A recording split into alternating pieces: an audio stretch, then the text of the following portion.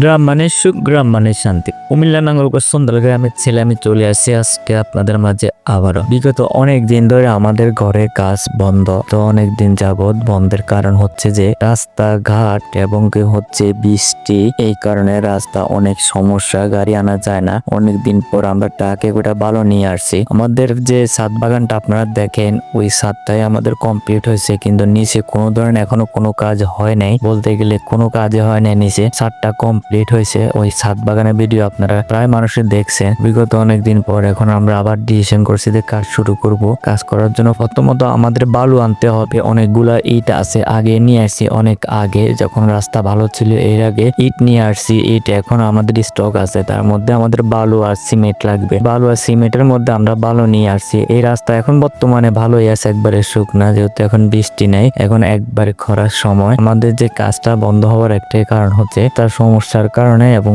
আমার ভাইয়ার বন্ধু আসার কারণে আমরা অপেক্ষা করছি। যেহেতু সবগুলা গনাগনি হয়ে গেছে, এই জন্য প্রথমে আমরা বালু নিয়ে আসতে হবে, তারপর সিমেন্ট। আসলে আপনারা আমাদের শুধু ছাদ বাগানটাই দেখলেন। এই ঘরের যে ছাদ বাগানটা আপনারা দেখছেন, যে নিচের তালা বলতে মানে ঘরের ভিতরে এখন কোনো প্রকারের কোনো কাজ দেখেন নাই, এখনো আমি কোনো ভিডিও নিয়ে আসি নাই। আমাদের ঘরে শুধু ছাদ বাগানের ভিডিও আপনারা দেখছেন, যে আমাদের ছাদ বাগান আমরা কি কি করছি না করছি এই সম্পর্কে। যারা ভিডিও দেখেন না অবশ্যই তারা আইডিতে ঢুকে খুঁজা ছাদ বাগানের ভিডিওটা দেখে নেবেন, ওটা খুব সুন্দর ভিডিও হয়েছে। এখন আমাদের বিগত অনেকদিন পর যখন টাক আসছে, টাকে করে আমরা এখানে দেখতে পাচ্ছেন আমরা আছে বালু এখানে ফালাইতে আছে, দেখতে পাচ্ছেন টাক নিয়ে কত সুন্দর করে এই জায়গায় আমরা তেরফাল দিয়েছি। নিচে কত সুন্দর করে এখানে তেরফাল দেওয়া হয়েছে। তেরফাল দেওয়ার পরে আমরা এখানে দেখতে পাচ্ছেন টাক দিয়ে অনেক বালু ফালাইছি, খুবই সুন্দর লাগতেছে। আর বিশেষ করে যেটা হচ্ছে এই ঘরটা আপনারা দেখতে পাচ্ছেন, এই যে দেখতে পাচ্ছেন নিচে কোনো ধরনের কোনো এখনো কাজ হয় নাই, শুধু উপরে শুধু ছাদ বাগানটা আমরা ক্লিয়ার করছি। যখন যে টাকটা আসতেছে, টাক আসার পরে যখন এই জায়গায় যে ইট গুলো আছে, টাক ড্রাইভার বললো যে এই জায়গায় ইট গুলো সরাতে হবে। একটু দেরি না করে টাক আসার জন্য রাস্তা ক্লিয়ার করতেছি। এই জায়গায় কয়েকটা